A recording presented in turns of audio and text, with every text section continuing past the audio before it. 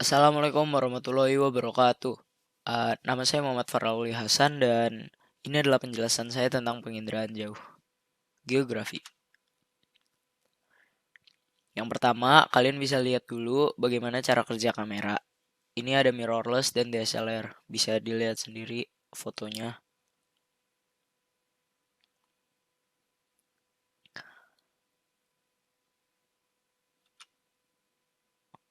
Lalu lanjut ke komponen penginderaan jauh.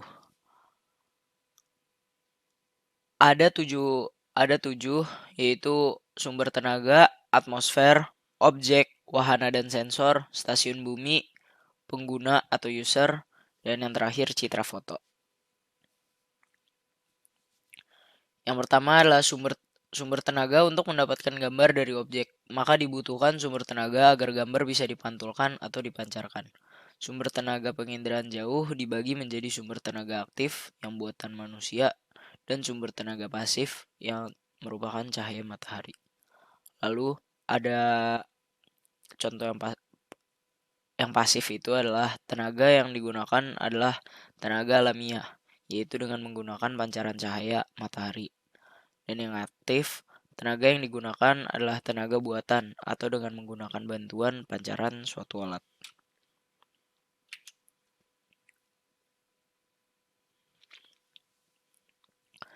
Lalu, atmosfer komponen yang kedua adalah atmosfer yang akan mempengaruhi kemampuan alat dalam melakukan penginderaan jauh untuk menjalankan fungsinya.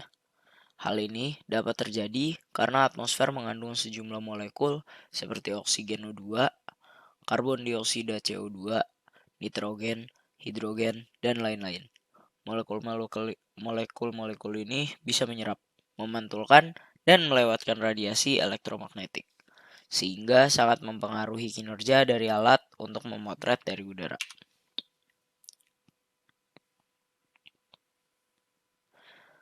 Lalu ini ada spektrum gelombang elektromagnetik.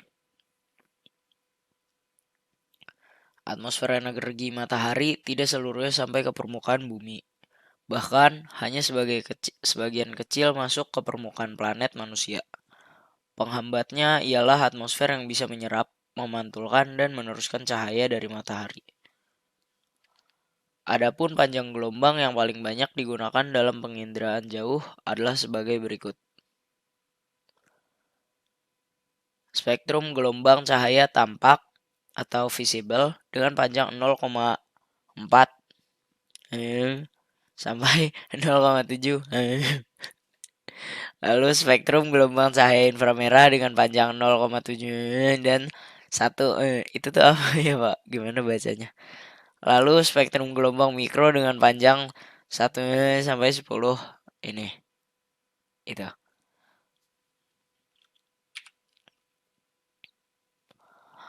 Lalu kita masuk ke citra foto. Objek yang difoto menghasilkan foto yang berbeda-beda. Secara umum dipengaruhi oleh kondisi atau karakter dari objek itu sendiri. Objek yang memiliki daya pantul rendah pada sumber tenaga akan menghasilkan foto lebih gelap. Begitu juga sebaliknya. Jadi, pada saat alat digunakan untuk memotret gunung yang puncaknya tertutup oleh salju, maka hasil fotonya cerah karena salju memiliki daya pantul yang tinggi. Sebaliknya, saat dipakai memotret daratan yang tidak tertutup salju, maka hasil fotonya lebih gelap karena daratan atau tanah ini punya daya pantul yang rendah. Ini ada maaf. Ini ada contohnya ya. Ini dia akan lebih gelap dan ini lebih terang.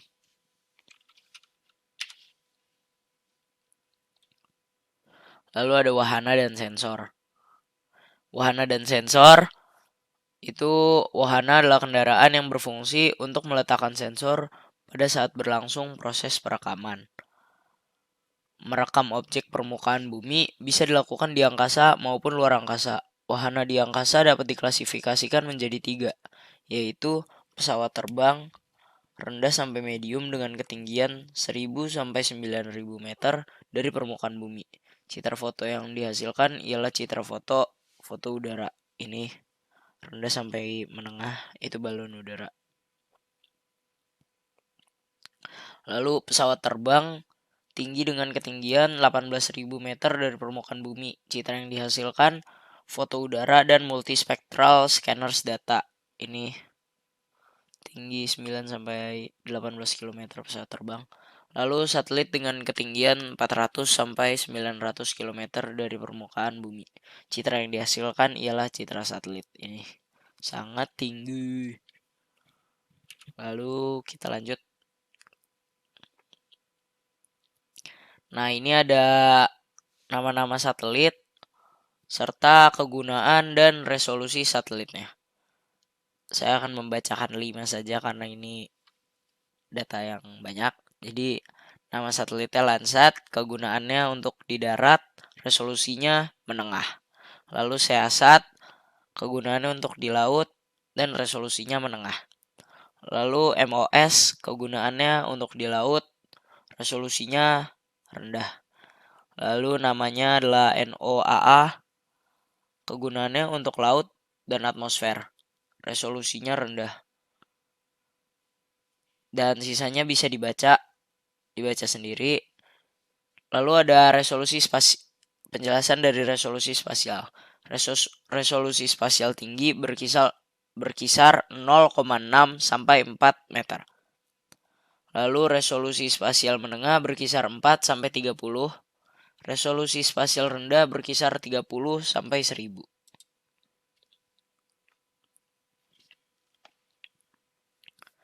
Nah, wahana dan sensor merupakan tadi kita sudah membahas wahananya dan sekarang kita membahas sensornya. Sensor merupakan benda yang digunakan untuk melacak, mendeteksi, dan merekam objek-objek di alam dalam jangkauan tertentu. Dalam sistem penginderaan jauh, sensor punya fungsi merekam gelombang elektromagnetik yang dipantulkan oleh permukaan bumi. Berdasarkan proses perekamannya, ada dua jenis sensor, yaitu sensor fotografik, yang artinya sensor yang digunakan sistem fotografik adalah kamera. Lalu sensor non-fotografik, sensor elektromagnetik atau elektronik dipakai dalam sistem non-fotografik karena proses perekaman objek tidak berdasarkan pembakaran, tetapi sinyal elektronik yang dipantulkan atau dipancarkan dan direkam oleh detektor.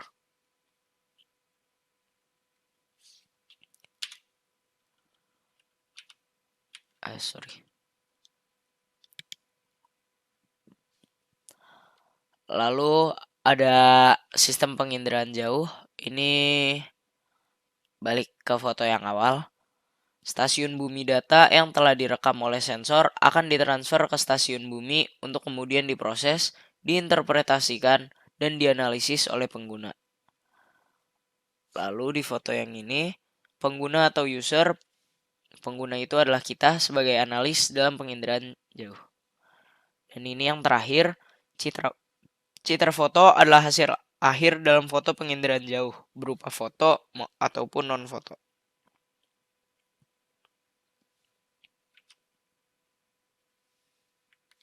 Nah, sekarang kita masuk ke citra foto.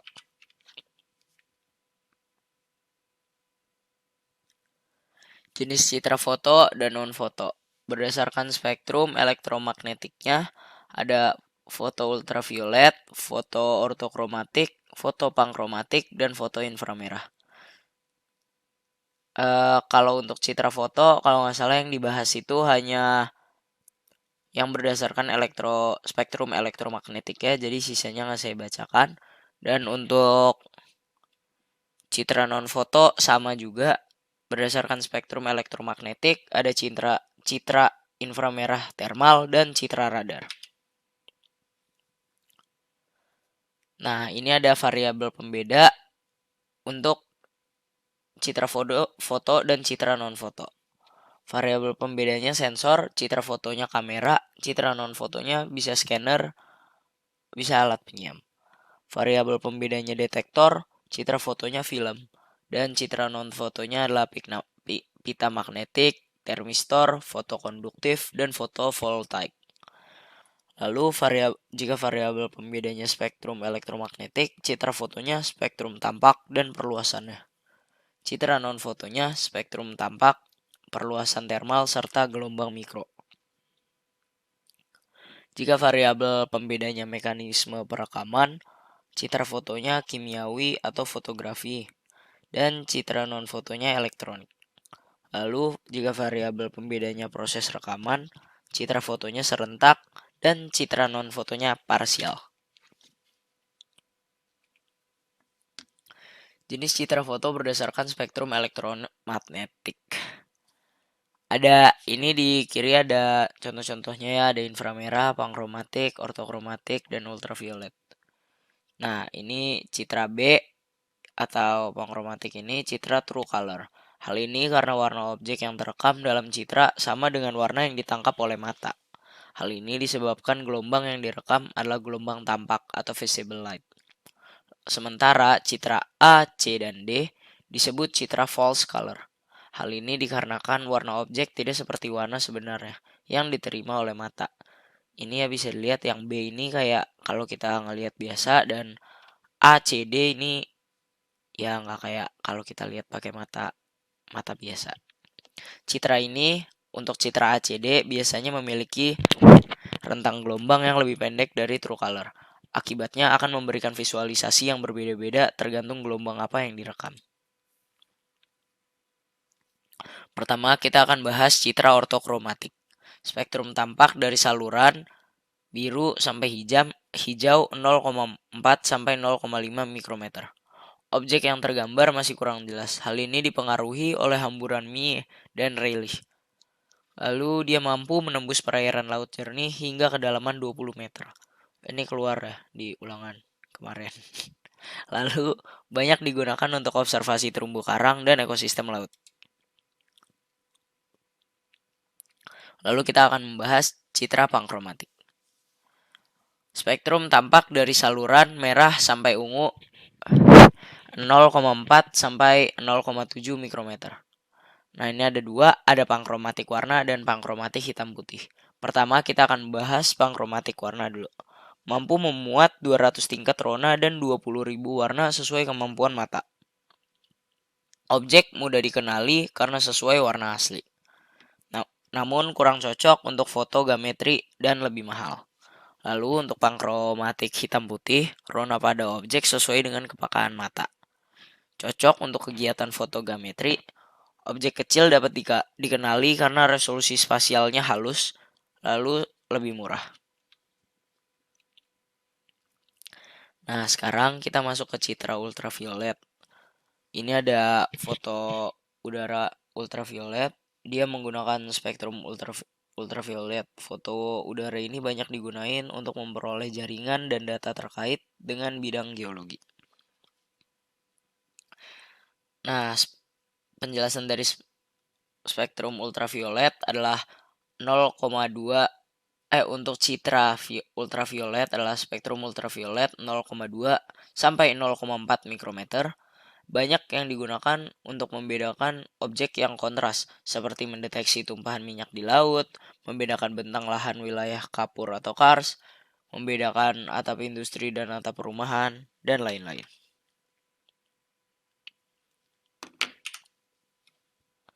Lalu kita lanjut ke citra inframerah, ini fotonya. Nah, spektrum infrared 0,7 sampai 0,9 mikrometer dengan perluasan panjang hingga 1,2 mikrometer. Banyak digunakan untuk mendeteksi tanaman sakit. Jaringan parenkim dalam daun. Kalau sehat, airnya banyak. Kalau airnya banyak, berarti ronanya gelap. Kalau sakit, airnya sedikit. Kalau airnya sedikit, ronanya cerah. Jadi ini bisa mendeteksi mana tumbuhan yang sehat dan mana yang sakit dengan melihat warna. Jenis citra non-foto berdasarkan spektrum elektromagnetik. Ada citra inframerah thermal, merekam gelombang panas atau thermal pada suatu ruang. Kemudian dipresentasikan dengan warna sesuai tingkatan panasnya. Lalu citra gelombang mikro, merekam gelombang mikro dan radio yang dihasilkan dari sistem energi pasif, gelombang mikro, dan sistem energi aktif, gelombang radar.